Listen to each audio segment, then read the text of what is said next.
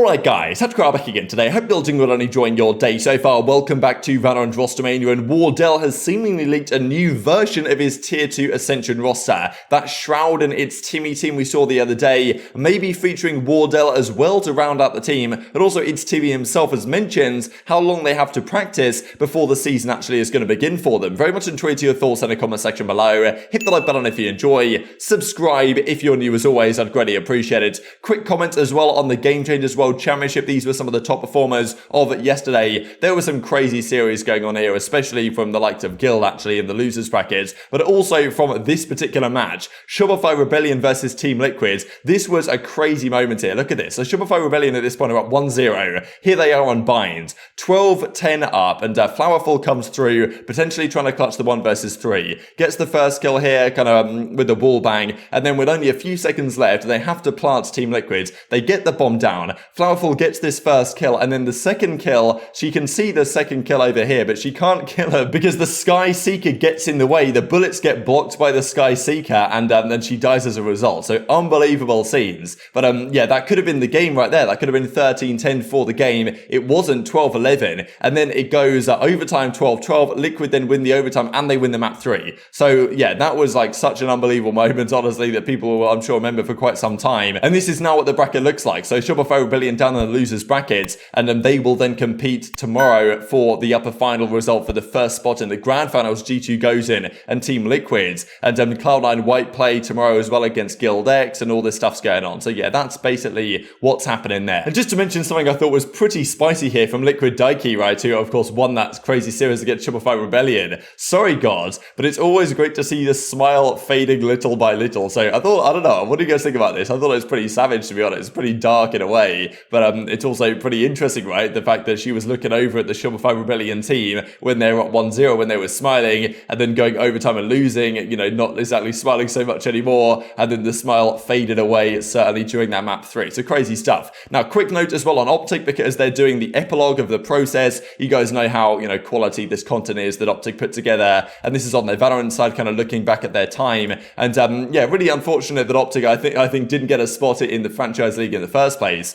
But yeah, still after what they achieved this past season, second at the World Championship, right, to Loud after that crazy rivalry they had the entire season, and they're doing the epilogue, so I'm guessing pretty much the final edition of what they're going to do in Valorant. Still unclear whether they're going to try and come back in tier 2. Many organizations have made it clear they will try and do that, but like OpTic, even in their Call of Duty team, they obviously have a team in the actual proper league, but they've never really committed to a tier 2 team in that league, so I do wonder if they're going to consider the same thing here, or if another organization or team is actually going to be valuable to them. But yeah, it's difficult, I think, in North America, because for a tier 2 team, like, they're still going to command some pretty decent salaries there, because you've got some big name players in tier 2, but you're not even in the top leagues with the potential returns. I'm not really sure how viable it is for many of these guys. The guards are going to do it though. Of course, their legendary team that's now splitting apart because Slayer player and the like is going to T1. Most of their team is going to stay together though, but they are conducting trials right now to see what's going to happen to round out their team. Quick note as well on Evil Geniuses. We saw the other day they're building this crazy 10-man team. I guess their trials are still open if you guys want to get involved to try and become EG's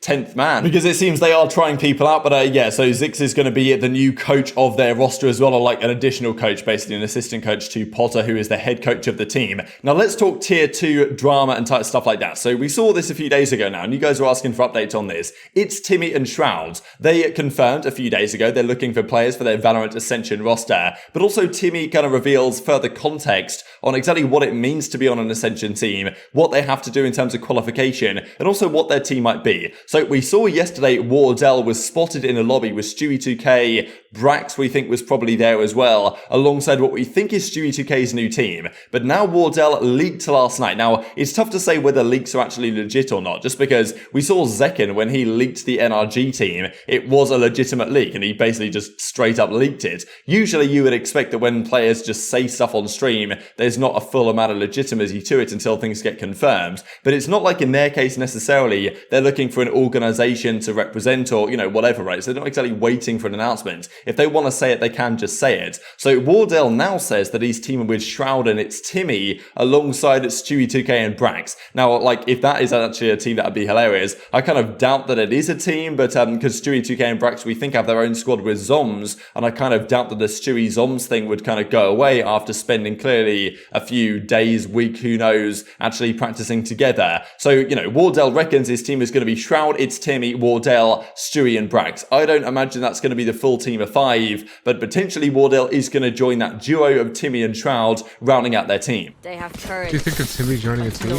We're making a team. Me, Timmy, Shroud, Stewie, Brax. You heard it here first. We're playing a little bit more Valorant. I have to, practice for Ascension. I don't even know, wait, I don't even know how you join the Ascension. You have to like apply? You can't, it's like a process. So you can't join Ascension, so you have to go through like the Challenger open calls to qualify into Challengers, and then once you get into Challengers, you need to call and win that in order to get into Ascension. So you have to do that too, right? Or you're, yeah, I have to do that too. So when do those calls happen? If they go AI, I can smoke December, beginning of December. So like 2 weeks. weeks. Wait, what? Yeah, it's soon. Holy get smoke along.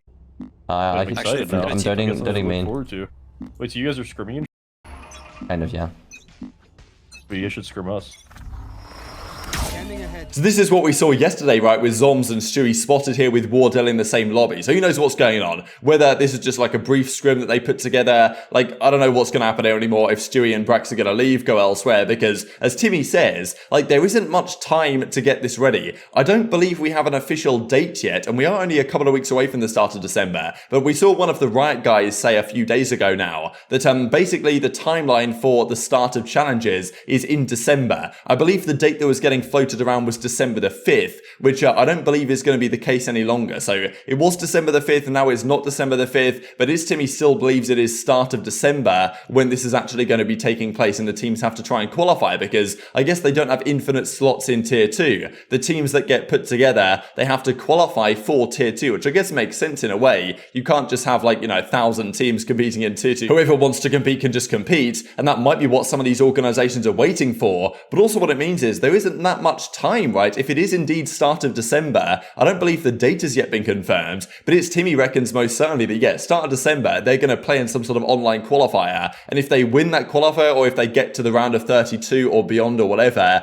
then they qualify officially for challenges to actually play in it next season, and if they don't, then they're done for, right? So, I mean, that's going to be crazy if that's the case. If there's one tourney in early December, which determines the season for everyone, like, let's say you're the guard, you're signing players, you're committing to players, and they just have a really bad tournament and fail to qualify, like, is there a second qualifier? They used to do that in fairness last season, so I imagine there's a couple of qualifiers here, but even if there is, kind of crazy stuff, right, that these guys could potentially, I guess, it makes sense they've got to qualify, or maybe you could argue it doesn't make sense they've got to qualify, and if you've got the likes of Zoms on your team, you should have a certain amount of, you know, there's this concept of pro points, right? If you're like a, you know, professional player, you can get some points to your name, and if your team has a certain amount of points, you can automatically qualify, which might be a reasonable way around it as well, but Timmy reckons him and Shroud are going to have to play it through this qualifier tournament to ensure they're good enough, but that also surely means they've got to ensure their team is locked in soon, because if they don't lock in their team soon, then, and the same goes for all these teams, then how much practice time are they going to get? Like, let's say they spend another week kind of dilly-dallying in terms of which team they want to actually field, and then next weekends, like, you know, they've got, what, 1 week of practice left until the start of December, right? Which might not be enough to make them be a top contender. So, yeah, I don't know. Same goes for ShahZaM and his team on G2. Like, they need a 5th man. I'm sure they're considering 5th men on that team, but whoever it is, they've got to surely lock it in fast and start practicing, because every day you fall behind other teams is going to be a day that it might cost you when it comes to actually qualifying for challenges, when you've got Tier 3 teams that aren't even known, but they've been grinding for a couple of months together, like, they might have the edge on that sense. So, yeah, I'll definitely keep you guys updated on that, because we don't as yet know when this is even happening, like, what the team is even going to be, whether Wardell is going to be there in the first place. But, yeah, very interesting, because day by day, many of these teams are not yet determined and formed for Tier 2, but seemingly they're only a couple of weeks away from having to actually play a tournament in which their entire season depends on. So very much enjoy your thoughts on all this stuff in the comment section below.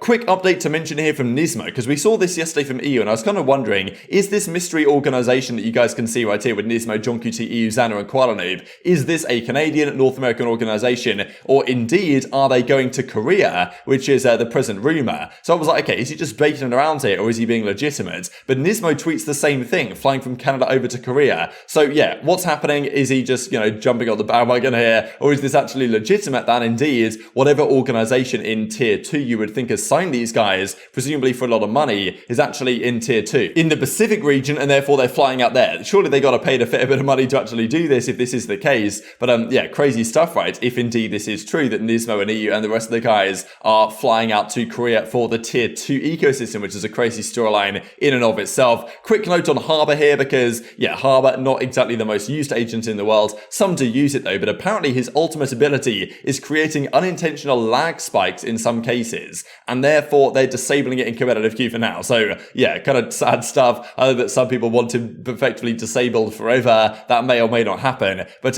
yeah, he is gone for now. But very much enjoyed your thoughts in the comment section below. Hit the like button if you enjoyed. Subscribe if you're new. Take care, and I'll see you next time.